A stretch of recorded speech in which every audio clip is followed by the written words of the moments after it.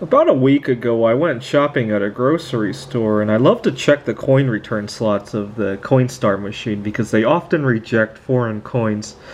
And I often find interesting things in there, and I got a really nice warm fuzzy feeling because I found one of these pressed pennies, and it looks like it's from South Lake Tahoe, and I went there not long ago, so I got a nice warm fuzzy feeling that somebody else in our area also went there. It was a very nice vacation spot, even though they were still in phase 2 at the moment. But the unfortunate thing is that whoever did this used a zinc penny. Every time I go to one of those penny pressing machines, I always make it a habit to use a copper penny. They turn out a whole lot better. They don't have these streaks of zinc running through them. But then I realized I can give it a fresh coat of copper with electrolysis. Okay, so here's what I need to do. I got a solution of baking soda, which makes it a little bit more conductive, and I'm gonna attach the negative end to the Lake Tahoe coin, so that's where electrons will reduce the copper from solution and deposit it onto the coin. My solution's a little yellow because I've already plated a few other things in here. Now here's the positive end, and here's the source of copper I'm going to use for the copper plating. I've kind of washed down this penny to remove the surface corrosion. So you'll need a penny from 1981 or earlier. So I'm going to attach it. Okay, let me find a way to hold the camera to the positive. Here's the tricky part. I don't want the steel touching the solution because it will contaminate the coating with steel. And we want these to be kind of close to one another. Now here's the setup I have with the other electrodes. Where did my electrodes go?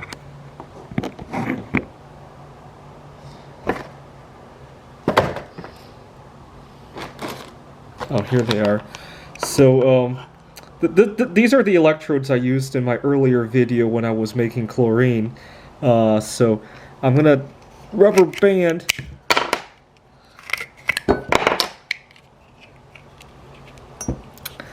okay, here's the source of copper, and this is the coin that we're trying to plate. I want them kind of close but not touching, and you'll see why in a second.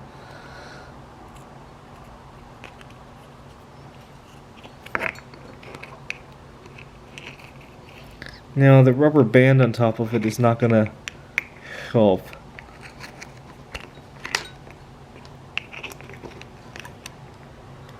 Oh well, it will contaminate the coin with a little bit of steel, but hopefully that will be negligible. There we go.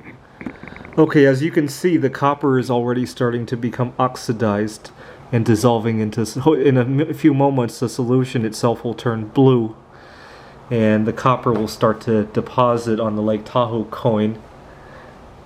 Now, the reason I want them to be close is to increase the current, because obviously the baking soda water doesn't have nearly the conductivity as copper or zinc, right?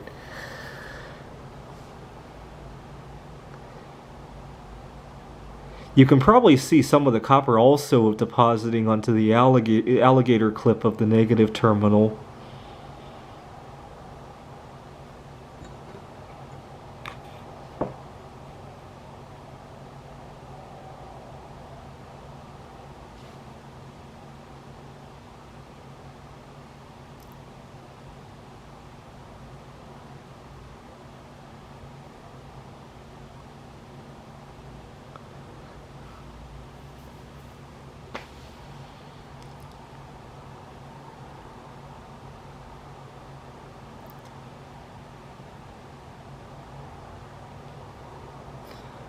And so I mentioned in a previous video that when I was making the chlorine bleach, that the reason we needed carbon electrodes like these ones was because metals would get dissolved.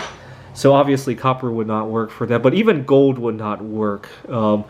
Gold can be dissolved when you have both chlorides and an oxidant, right? So usually it's a mixture of hydrochloric and nitric acid.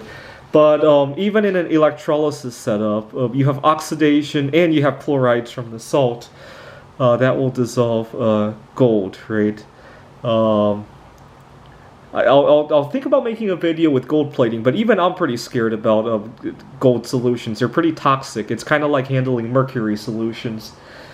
Copper is not great to touch, but it's not deadly, right? It doesn't accumulate in your body like how gold would, right?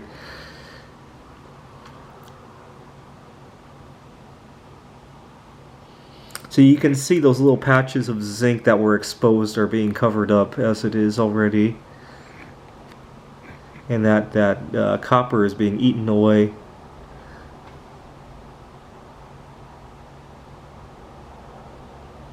I've also seen videos, depending on what you use for your solution, right? I've also seen videos where people have artificially tarnished silver coins.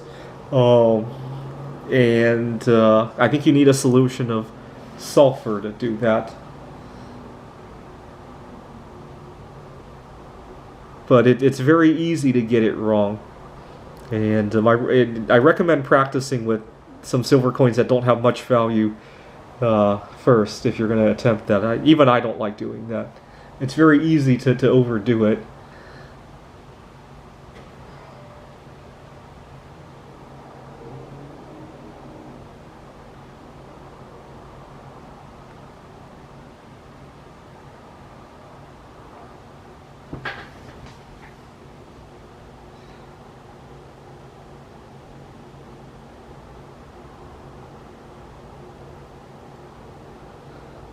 It's hard to see from the camera, but the solution itself is also getting a blue tinge from the dissolved copper.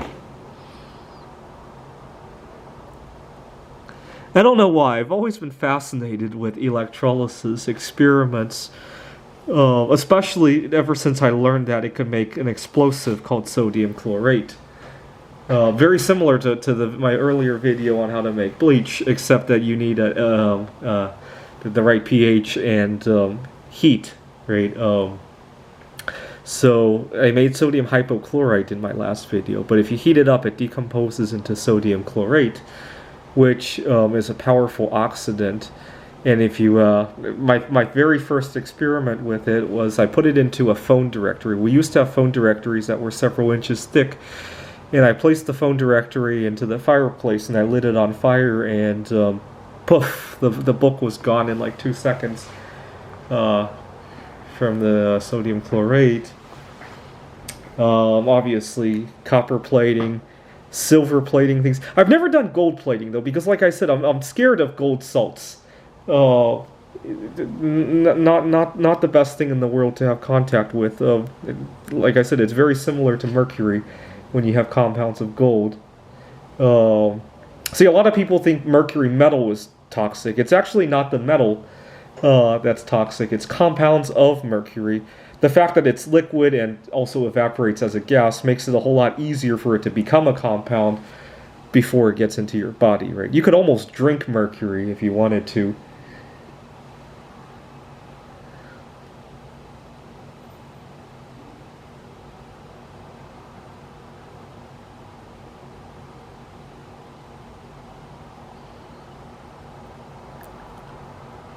So the problem with copper plating zinc pennies, I think it's kind of silly, is that if any of the copper wears off, it makes the zinc corrode a whole lot faster.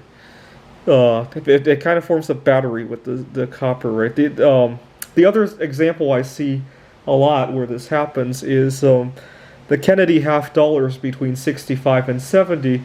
They were made of 40% silver, but they weren't solid 40% silver. They had an outer layer of 100% silver with an inner layer that was only a fraction silver and mostly copper. And if you take a look at one that's been tarnished especially, you can see the copper in the middle, and that copper corrodes very quickly. If you ever get a roll of 40% silver half dollars that are very worn, you can usually see it's just disgusting. The inside of the coin is always badly corroded.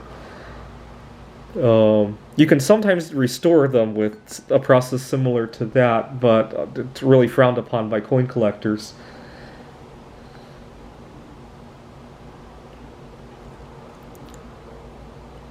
See, they should do the reverse, right? They should plate a silver coin with zinc in order to keep it from tarnishing, right? That's what we do to keep our cars from rusting.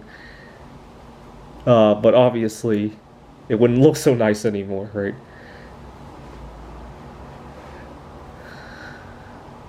Alright, let's take a look.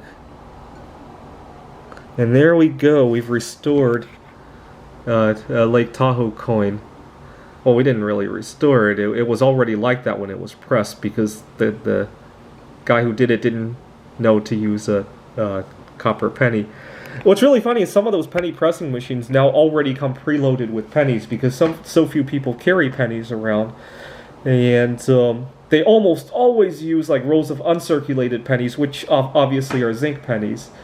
So it's kind of a shame when I see that.